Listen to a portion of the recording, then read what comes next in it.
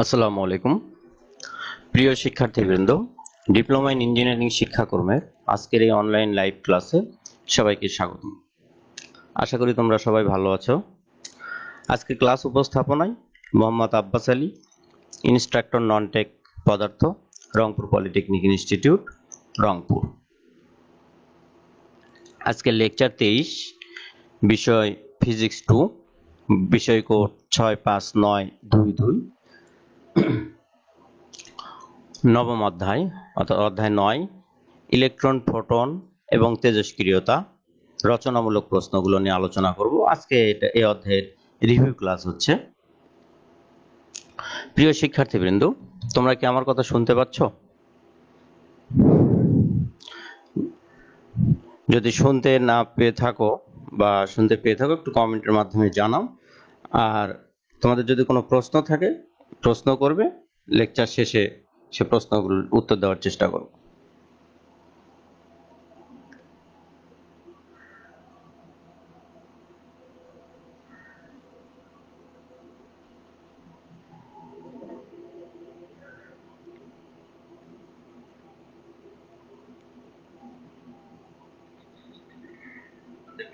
কমেন্টের মাধ্যমে জানাও। আর তোমাদের যদি কোনো প্রশ্ন থাকে প্রশ্ন করবে।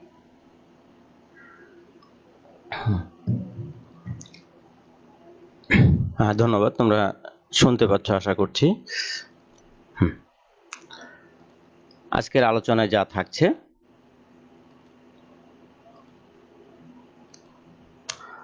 আলোক তড়িৎ ক্রিয়া অর্থাৎ আলোক তড়িৎ ক্রিয়া কি বা আলোক তড়িৎ ক্রিয়া সম্পর্কে ব্যাখ্যা করব।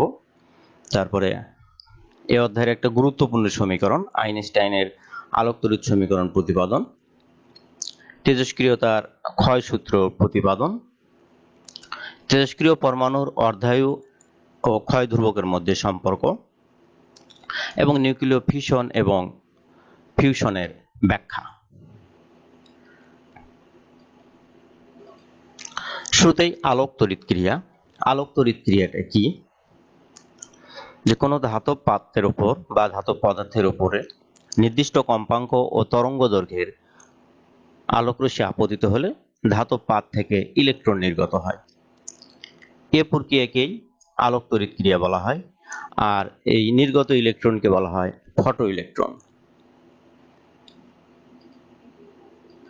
দেখো, এই যে আবার বলছি, কোনো ধাতব পদার্থের উপর নির্দিষ্ট কম্পাঙ্ক বা তরঙ্গ দৈর্ঘ্যের আলো আপতিত হলে ওই পদার্থ হতে ইলেকট্রন নির্গত হয়। একে আলোক তড়িৎ ক্রিয়া বলা হয়। এ প্রক্রিয়ায় নিঃসৃত ইলেকট্রনকে বলা হয় ফটো ইলেকট্রন। যেমন লিথিয়াম, সোডিয়াম, পটাশিয়াম প্রভৃতি ক্ষার ধাতু আলোক তড়িৎ ক্রিয়ার খুবই সংবেদনশীল। এখন এই আলোক তড়িৎ ক্রিয়া ব্যাখ্যা করব। দেখো, এখানে সি একটা কোয়ার্টজ নল নেওয়া হয়েছে। এই নলের মধ্যে দুটো দস্তার পাত দেখতে পাচ্ছ। দেখো, একটি ক্যাথোড এ, অপরটি অ্যানোড বি। এ পাতের উপরে এই লিথিয়াম, সোডিয়াম, পটাশিয়াম প্রভৃতি ক্ষার ধাতুর প্রলেপ থাকে এবং এ পাতটি দেখো ব্যাটারির ঋণাত্মক প্রান্তের সাথে যুক্ত করা আছে। আর এই বি পাতটি এই অ্যামিটার ও পরিবর্তনশীল রোধের মাধ্যমে ব্যাটারির ধনাত্মক প্রান্তের সাথে যুক্ত করা আছে। এখন এ পাতের ওপর যদি এজ এ লাইট, এ পাতের ওপর আলোক রশ্মি আপতিত হলে আপতিত হলে দেখা যায় যে এখানে তড়িৎ প্রবাহিত হয়, অর্থাৎ এই বি পাতের বিক্ষেপ দ্বারাই বোঝা যায়। যেহেতু বি পাতটি ধনাত্মক এবং এ পাতটি ঋণাত্মক, বিক্ষেপ বি পাতটিতেও তড়িৎ প্রবাহিত হয়। এটা আবার এই অ্যামিটারের বিক্ষেপের মাধ্যমেই বোঝা যায়।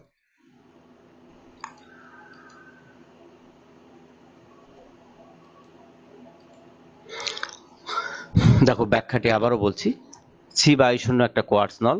নলের মধ্যে দস্তার তৈরি দুটি পাত আছে। একটি ক্যাথোড প্লেট এ, অপরটি অ্যানোড প্লেট বি। এ পাতের উপরে লিথিয়াম, সোডিয়াম, পটাশিয়াম প্রভৃতি ক্ষার ধাতুর প্রলেপ থাকে। এই যে এ পাতকে ব্যাটারির ঋণাত্মক প্রান্তে, আর বি পাতটিকে অ্যামিটার এবং পরিবর্তনশীল রোধের মাধ্যমে ব্যাটারির ধনাত্মক প্রান্তে যুক্ত করা হয়। এ পাতের উপর যদি আলো আপতিত হয় তাহলে ইলেকট্রন নির্গত হবে তথা তড়িৎ প্রবাহিত হবে। আর এটা এই বি পাত ধনাত্মক হয় এটা সহজে আকৃষ্ট হবে, এবং এই অ্যামিটারের বিক্ষেপ দ্বারা এটা বোঝা যাবে, অর্থাৎ এই তড়িৎ প্রবাহটা বোঝা যাবে।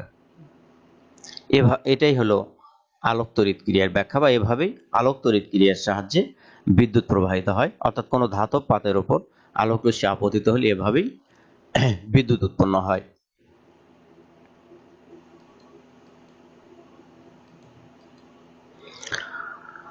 আইনস্টাইনের আলোক তড়িৎ সমীকরণ।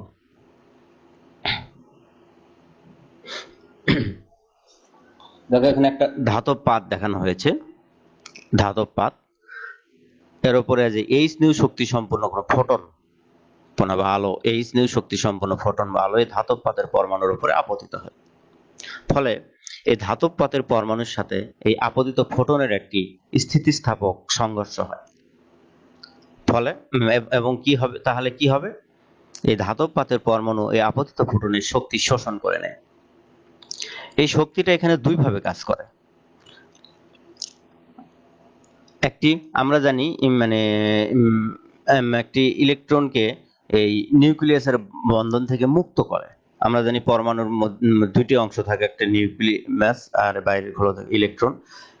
এই ইলেকট্রনকে কি করে, নিউক্লিয়াসের বন্ধন থেকে মুক্ত করে। অপর অংশ শক্তির অপর অংশ করে কি, ইলেকট্রনকে ভি বেগে গতিশীল করে। তাহলে দেখো আবারও বলছি, এই এইচ নিউ শক্তি সম্পূর্ণ ফোটন বা আলো সে প্রথমে আসলো ধাতব পাতের উপরে, তারপরে এই ধাতব পাতের পরমাণু কি করলো, এই শক্তিটা শোষণ করলো। মানে এই সংঘর্ষ হবে আর কি, সংঘর্ষের ফলে এই শক্তিটা শোষণ করে নেয়। এই শক্তিটা দুই ভাবে কাজ করে। প্রথমত এই শক্তিটা করে কি, ধাতব পাত হতে, ধাতব পাতের পরমাণু হতে ইলেকট্রনকে মুক্ত করে, আর অবশিষ্ট শক্তির অংশ কি করে, শক্তি কি করে, ইলেকট্রনকে ভি বেগে গতিশীল করে। দেখো এই যে এইচ নিউ শক্তি বিশিষ্ট একটি ফোটন কোন একটি ধাতব পাতের পরমাণুর উপর আপতিত হয়। ফলে আপতিত ফোটনের সাথে ধাতব পাতের পরমাণুর একটি স্থিতিস্থাপক সংঘর্ষ হবে। এই সংঘর্ষের ফলে পরমাণু ফোটনের সমুদয় শক্তি শোষণ করবে, এবং এখানে কোনো শক্তির স্থানান্তরিত হয় না, হবে না। এই শক্তির কিছু অংশ ইলেকট্রনকে নিউক্লিয়াসের আকর্ষণ হতে মুক্ত করতে ব্যয় হবে, এবং অবশিষ্ট শক্তি নিয়ে ইলেকট্রন ভি বেগে নির্গত হবে। দেখো যদি ইলেকট্রনের ভর এম হয়, তবে গতিশক্তি সমান সমান আমরা জানি হাফ এম ভি স্কয়ার, এবং ইলেকট্রনকে মুক্ত করতে ব্যয়িত শক্তি ডাব্লিউ হলে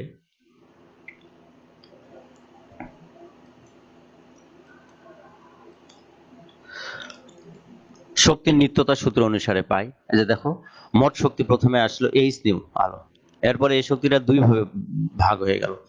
একটি ইলেকট্রনকে গতিশীল করলো, সেটা হাফ এম ভি স্কয়ার, আর একটা পরমাণুর বন্ধন হতে মানে ইলেকট্রনকে মুক্ত করলো আর কি, সেটা ডাব্লিউ, বা হাফ এম ভি স্কয়ার সমান সমান আমরা লিখতে পারি এইচ নিউ মাইনাস ডাব্লিউ।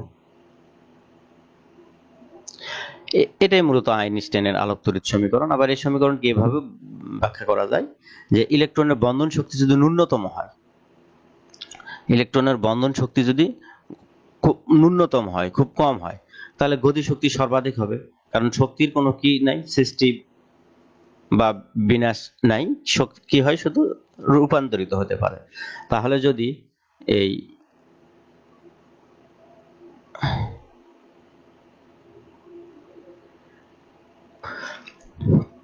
ইলেকট্রনকে মুক্ত করতে সবচেয়ে কম শক্তি লাগে, তাহলে অবশিষ্ট শক্তি গতিশক্তির কাজে ব্যয় হবে। তাহলে গতিশক্তি সবচেয়ে এখানে কম শক্তি লাগলে তাহলে গতিশক্তি সবচেয়ে বেশি হবে, এটাই বুঝাতে চেয়েছি আর কি। আচ্ছা, অর্থাৎ এখন ইলেকট্রনের বন্ধন শক্তি ন্যূনতম হলে গতিশক্তি সর্বাধিক হবে, half m v max square হবে। তাহলে এক নম্বর সমীকরণকে আমরা এরকম এই ফর্মে লিখতে পারি যে half m v max square equal h nu minus ডাব্লিউ নট। তাহলে সমীকরণ 1 এবং সমীকরণ 2 হলো আইনস্টাইনের আলোক তড়িৎ সমীকরণ।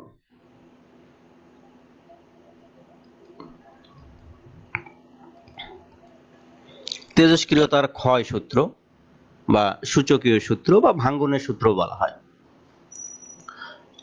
সূত্রটি এরূপ: কোন তেজস্ক্রিয় পরমাণুর ক্ষয়ের হার বা ভাঙ্গনের হার ওই মুহূর্তে অক্ষত পরমাণুর সংখ্যা সমানুপাতিক। তাহলে কোনো তেজস্ক্রিয় পরমাণুর ক্ষয়ের হার, আবারও বলছি, কোনো তেজস্ক্রিয় পরমাণুর ক্ষয়ের হার ওই মুহূর্তে অক্ষত পরমাণুর সংখ্যার সমানুপাতিক। দেখো, কোন মুহূর্তে তেজস্ক্রিয় পরমাণুর ক্ষয়ের হার ওই সময় উপস্থিত অক্ষত পরমাণুর সমানুপাতিক। মনে করি প্রারম্ভিক কালে, শুরুতেই, অর্থাৎ টি সমান জিরো সময় আর কি, কোনো যখন ভাঙ্গন শুরু হয়নি আর কি, ভাঙ্গনের আগ মুহূর্তে কোন তেজস্ক্রিয় পরমাণুর অক্ষত পরমাণুর সংখ্যা এন নট। তাহলে শুরুতেই আমরা ধরলাম যে, এর জন্য লিখেছি যে প্রারম্ভিক কালে, মনে করি প্রারম্ভিক কালে অর্থাৎ টি সমান জিরো সময় কোন তেজস্ক্রিয় পদার্থের মোট অক্ষত পরমাণুর সংখ্যা এন নট। টি সময় পর অবশিষ্ট পরমাণুর সংখ্যা এন, এবং অতি ক্ষুদ্র ডিটি সময়ে ডিএন সংখ্যক পরমাণু ভেঙে যায়। তাই যদি হয় তবে ক্ষয়ের হার বা ভাঙ্গনের হার সমান সমান আমরা লিখতে পারি ডিএন বাই ডিটি।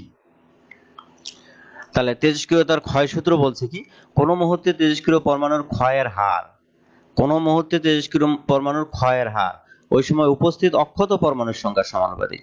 তাহলে এই তেজস্ক্রিয় পরমাণুর ক্ষয়ের হার হলো ডিএন বাই ডিটি প্রপোর্শনাল এই যে টি সময়ে অবশিষ্ট পরমাণুর সংখ্যা বা অক্ষত পরমাণুর সংখ্যা ধরেছি এন, এই জন্য এখানে লেখা হয়েছে যে অতএব সূত্র হতে আমরা পাই minus d N by d t proportional N. এখন এখানে একটা প্রশ্ন আসতে পারে, যেখানে হুট করে আসলে মাইনাসটা কিভাবে আসলো বা কেন, এখানে তো এই ক্ষয়ের হার যখন লিখছিলাম তখন এখানে মাইনাস ছিল না, কিন্তু এখানে মাইনাস আসলো কেন? এই মাইনাস বা এই ঋণাত্মক চিহ্ন, যেহেতু এখানে ক্ষয় হচ্ছে বা ভাঙছে পরমাণুর, এই কারণেই এই ঋণাত্মক চিহ্ন ব্যবহার করা হয়েছে, যাতে এটা এই ঋণাত্মক চিহ্ন ক্ষয় নির্দেশ করে আর কি। তাহলে এই সমানুপাতিক চিহ্নর পরিবর্তে একটা সমানুপাতিক ধ্রুবক আসলো ল্যামডা। এখানে ল্যামডা একটি সমানুপাতিক ধ্রুবক, একে ক্ষয় ধ্রুবক বলা হয়। এখান থেকে আমরা ক্ষয় ধ্রুবকের সংজ্ঞাও দিতে পারি। যদি আমরা এই ল্যামডাটাকে যে কোনো এক পাশে রেখে এনটাকে নিচে দেই, তাহলে আমরা এভাবে বলতে পারি যে তেজস্ক্রিয় পরমাণুর ক্ষয়ের হার এবং অক্ষত পরমাণুর সংখ্যা অনুপাতকেই বলা হয় ক্ষয় ধ্রুবক। আবারও বলছি, দেখো, ল্যামডাটা এই পাশে রেখে যদি এনটাকে মানে বাম পাশে দিয়ে দেই, তাহলে কি হবে, মাইনাস ডিএন বাই ডিটির নিচে হবে এন, অর্থাৎ এই মাইনাস ডিএন বাই ডিটি হলো ক্ষয়ের হার আর এন হলো অক্ষত পরমাণুর সংখ্যা। অর্থাৎ তাহলে ক্ষয় ধ্রুবকের সংজ্ঞা আমরা এভাবে দিতে পারি, কোন তেজস্ক্রিয় পরমাণুর ক্ষয়ের হার এবং অক্ষত পরমাণুর সংখ্যার অনুপাতকে বলা হয় ক্ষয় ধ্রুবক। আচ্ছা, বা ডিএন এর নিচে এন লিখলাম এটা, বা সমান সমান আমরা লিখলাম ল্যামডা ডিটি, অর্থাৎ এটাকে ইন্টিগ্রেশন যোগ্য করে নিলাম। এই ইন্টিগ্রেশন করার জন্য আমরা এটা নিয়ে আসলাম। আমরা জানি, দেখো, এটাকে এখন আমরা ইন্টিগ্রেট করব। এই জন্য লিখেছি উপরের সমীকরণকে সমাকলন করে বা integration of d n by n equal minus lambda integration of d t. যেহেতু ল্যামডা একটা ধ্রুব সংখ্যা, সাধারণত ধ্রুব সংখ্যাকে ডিফারেন্সিয়েশন বা ইন্টিগ্রেশনে সবসময় বাইরে রাখতে হয়। এই চিত্রটা মানে তেজস্ক্রিয় পরমাণু যে সূচকীয় হার হয় সেটা বুঝাইছে আর কি। যাই হোক, দেখো, ইন্টিগ্রেট করলে পাওয়া যায় লগ ই বা লগ বেস ই এন সমান সমান minus lambda t plus C. C এখানে সমাকলন ধ্রুবক। ও আর একটা বিষয় আমরা জানি যে, দেখো, যে লগ এক্স কে ডিফারেন্সিয়েশন করলে বা লন এক্স কে ডিফারেন্সিয়েশন করলে পাওয়া যায় 1/x। তাহলে এই 1/x কে যদি ইন্টিগ্রেট করা হয়, তাহলে আমরা আবার লন এক্স বা লগ বেস ই এক্স পাবো। এই জন্য এখানে লেখা হয়েছে লগ ই এক্স ই এন বা লন এন, যেটাই বলি। আর সমাকলন হয়ে যাওয়ার পর একটা মানে ধ্রুবক বসাতে হয়, এখানে সিটা হলো সমাকলন ধ্রুবক। যখন টি সমান সমান 0 হবে, শুরুতেই টি সমান সমান 0 হয়, তখন আমরা জানি যে এন সমান সমান কি হবে, এন নট, কারণ শুরুতেই অক্ষত পরমাণুর সংখ্যা আর ওই প্রারম্ভিক পরমাণুর সংখ্যা একই হবে, যেহেতু টি সমান, এই জন্য লিখেছে যখন টি সমান 0 তখন এন সমান সমান এন নট। এখন এই 2 নম্বর সমীকরণে এই মানগুলো যদি বসাই দেই, তাহলে এন এর পরিবর্তে আমরা বসাবো এন নট, এই টির পরিবর্তে 0 বসালে 0 ল্যামডা এটা শূন্য হয়ে যাবে, তাহলে সি থেকে যাবে, অর্থাৎ সি সমান সমান আমরা পাবো লগ ই এন নট বা লগ ই এন নট সমান সমান সি, যেটাই বলা হোক না কেন। এখন এই সি এর মান আমরা বসাবো 2 নম্বর সমীকরণে। তাহলে সি এর মান যদি 2 নম্বর সমীকরণে বসায়, দেখো 2 নম্বর সমীকরণ আমরা আগে লিখি log en equal minus lambda t plus এই যে সি, এই সি এর পরিবর্তে আমরা বসিয়েছি log en নট বা log en, এখানে যদি log en নটটাকে বাম পাশে নিয়ে এসে তাহলে এখানে মাইনাস হয়, minus log en naught equal minus lambda t. এখন দেখো log a minus log b সমান সমান log a বাই b, বিয়োগের সূত্র, বা log a বাই b সমান সমান log a minus log b, ভাগের ক্ষেত্রে যেটাই বলি। তাহলে এখানে log en by n naught লিখলাম সমান সমান ল্যামডা টি, বা এটাকে যদি আমরা লগটাকে পাশে দিয়ে দেই তাহলে n বাই n নট বা উভয় দিকে যদি অ্যান্টি লগ নিই, যেটাই বলি n বাই n নট সমান সমান আমরা পাই অ্যান্টি লগ নিলে e to the power minus lambda t. এটাকে যদি এখন r গুণন করা হয় তাহলে n সমান সমান পাই n naught e to the power minus lambda T.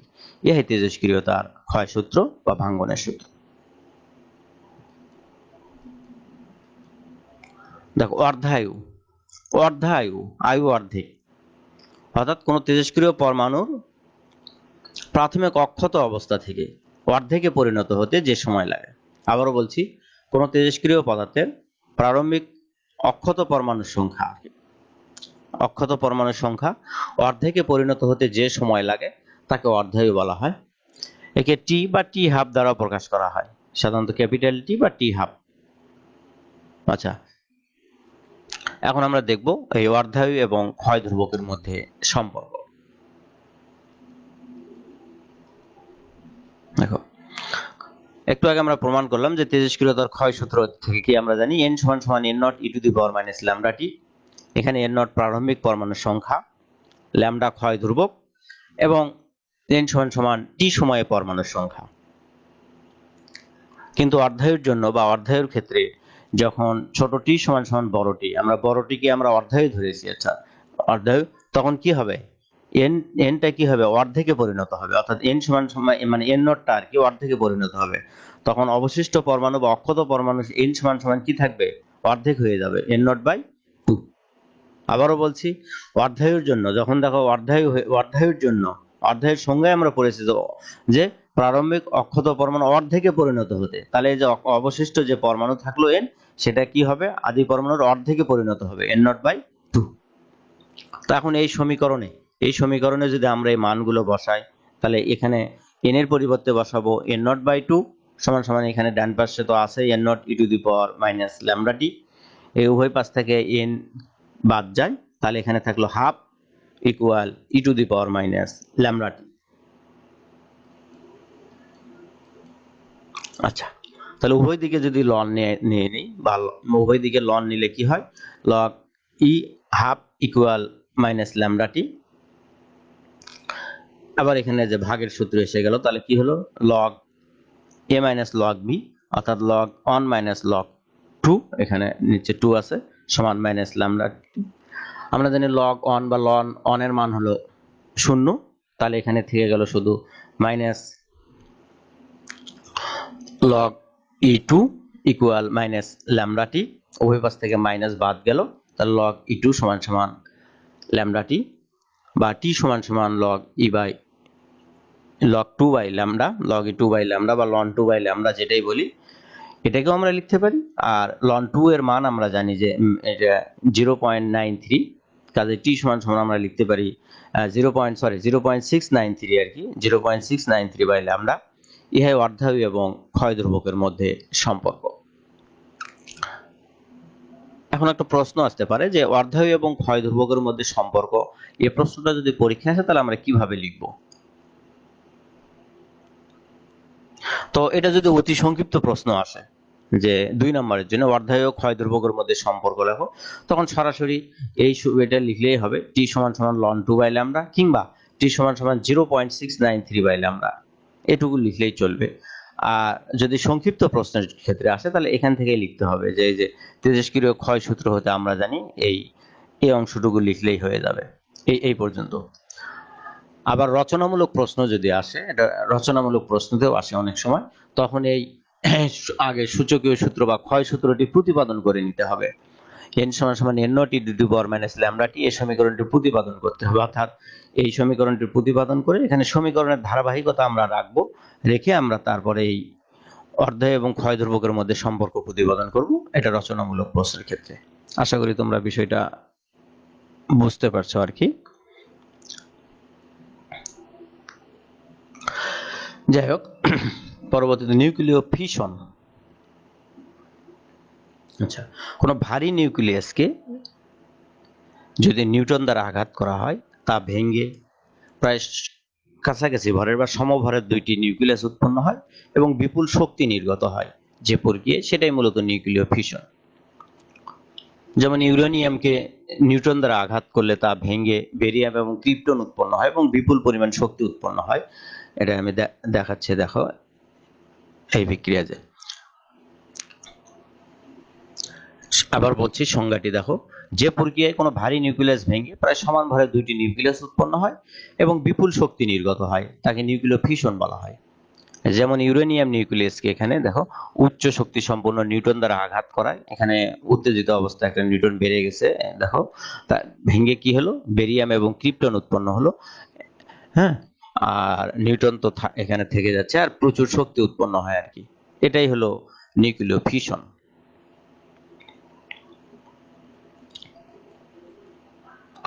Fusion হলো যে প্রক্রিয়ায় দুটি হালকা নিউক্লিয়াস সংযুক্ত হয়ে অপেক্ষাকৃত একটি ভারী নিউক্লিয়াস উৎপন্ন হয়। দুটি হালকা নিউক্লিয়াস সংযুক্ত হয়ে অপেক্ষাকৃত একটি ভারী নিউক্লিয়াস উৎপন্ন হয় এবং প্রচুর শক্তি নির্গত হয়, তাকে নিউক্লিয় ফিশন বলা হয়। যেমন হাইড্রোজেনের আইসোটোপ একটা ডিউটেরন এবং ট্রাইটন, এরা যুক্ত হয়ে হিলিয়াম নিউক্লিয়াস উৎপন্ন করে এবং প্রচুর শক্তি নির্গত করে। দেখো এই নিচের বিক্রিয়ার সাহায্যে দেখাচ্ছি। এই যে ডিউটেরন এবং ট্রাইটন, এরা পরস্পরের সাথে যুক্ত হয়ে উৎপন্ন করলো হিলিয়াম এবং বিপুল পরিমাণ শক্তি নির্গত করলো, এটাই হলো নিউক্লিয় ফিউশন। তাহলে নিউক্লিয় ফিশন এবং ফিউশনের মধ্যে আমরা এখান থেকে পার্থক্য করতে পারি। দেখো দেখো নিউক্লিয় ফিশন এটা এটা এটা এটা একটা বিযোজন বিক্রিয়া, ভেঙে যাচ্ছে। আর এটা দেখো, এটা একটা সংযোজন বিক্রিয়া, পরস্পর যুক্ত হয়ে একটা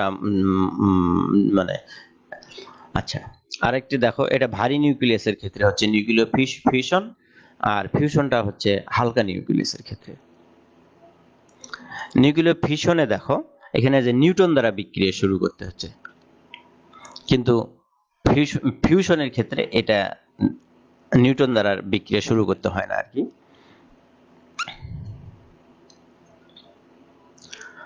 আচ্ছা, এ প্রক্রিয়ায় পারমাণবিক বোমা তৈরি হয় আর কি, নিউক্লিয় ফিশন। আর ফিউশন প্রক্রিয়ায় হাইড্রোজেন বোমা তৈরি হয়। আর এই ফিশন প্রক্রিয়ায় শক্তি অপেক্ষাকৃত বেশি শক্তি নির্গত হয়, আর ফিউশন প্রক্রিয়া অপেক্ষাকৃত কম শক্তি উৎপন্ন হয়। আশা করি নিউক্লিয় ফিশন এবং ফিউশন ব্যাখ্যা এবং পার্থক্যটা তোমরা বুঝতে পারছো আর কি। এবার বাড়ির কাজে যাচ্ছি আসলে। তো বাড়ির কাজে যাওয়ার আগে একটু দেখতে যাচ্ছি যে তোমাদের কোনো প্রশ্ন আছে কিনা।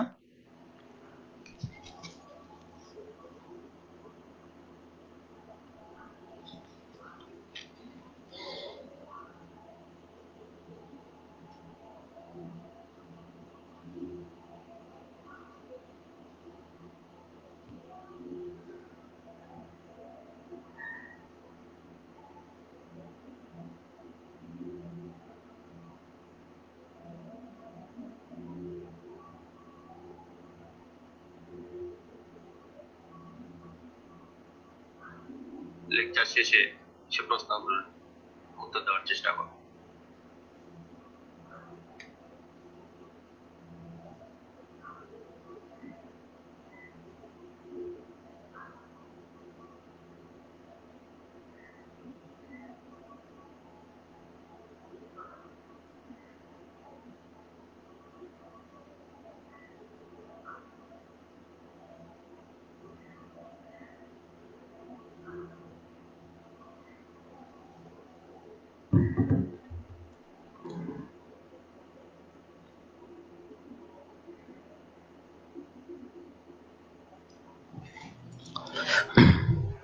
ধন্যবাদ। একজন একটু নিউক্লিয় ফিশনটা আবারও বুঝে চেয়েছে। ফিশন হলো দেখো যে প্রক্রিয়ায় একটা ভারী নিউক্লিয়াস কি, অর্থাৎ অনেক বড় ভারী নিউক্লিয়াস বা অনেক বড় তেজস্ক্রিয় নিউক্লিয়াস, অর্থাৎ ভারী নিউক্লিয়াসকে একটা নিউট্রন দ্বারা আঘাত করলে তা ভেঙে প্রায় সমভরের দুইটি নিউক্লিয়াস উৎপন্ন হয় এবং বিপুল পরিমাণ শক্তি উৎপন্ন হয়, সেটাই নিউক্লিয় ফিশন। দেখো এই যে ভারী নিউক্লিয়াস ভেঙে প্রায় সমান ভরের দুটি নিউক্লিয়াস উৎপন্ন হয় এবং বিপুল শক্তি নির্গত হয়, সেটাই ফিশন। যেমন এই যে ইউরেনিয়াম নিউক্লিয়াসকে উচ্চ গতি সম্পন্ন নিউট্রন দ্বারা আঘাত করা হয়েছে। দেখো ইউরেনিয়াম নিউক্লিয়াস, এই যে ইউরেনিয়াম নিউক্লিয়াস, এটা উচ্চ গতি সম্পন্ন নিউটন দ্বারা আঘাত করা হলো, ফলে যে এখানে দেখো ইউরেনিয়ামের ভর হলো 235 ছিল, এখানে এই একটা নিউটন বাড়াতে এখানে 236 হলো, এবং এটা এই স্টার দ্বারা এখানে উত্তেজিত অবস্থা বোঝানো হয়েছে, অর্থাৎ ভাঙ্গন শুরুর আগ মুহূর্তে। দেখো এটা ভেঙে উৎপন্ন হলো বেরিয়াম এবং ক্রিপ্টন, আর উৎপন্ন হলো বিপুল পরিমাণ শক্তি নির্গত হয়। তাহলে দেখো একটা ভারী নিউক্লিয়াস তাহলে নিউটন দ্বারা আঘাত করার ফলে তা ভেঙে কি হলো, দুটি প্রায় কাছাকাছি ভরের বা সমভরের দুটি নিউক্লিয়াস উৎপন্ন হয় এবং বিপুল পরিমাণ শক্তি নির্গত হয়। যে প্রক্রিয়ায় বা যে বিক্রিয়ায় যেটাই বলো এটা ঘটে, সেটাই হলো নিউক্লিয় ফিশন। আশা করি বিষয়টা মানে বুঝে উঠেছে আর কি। এবার যাই হোক, বাড়ির কাজ: আইনস্টাইনের আলোক তড়িৎ সমীকরণ প্রতিপাদন, তেজস্ক্রিয়তার ক্ষয়সূত্র প্রতিপাদন, অর্ধায়ু এবং ক্ষয় ধ্রুবকের মধ্যে সম্পর্ক স্থাপন, এবং নিউক্লিয় ফিশন এবং ফিউশন ব্যাখ্যা করো। এই প্রশ্নগুলো তোমরা একটু দেখবে এবং খাতায় লিখবে আর কি।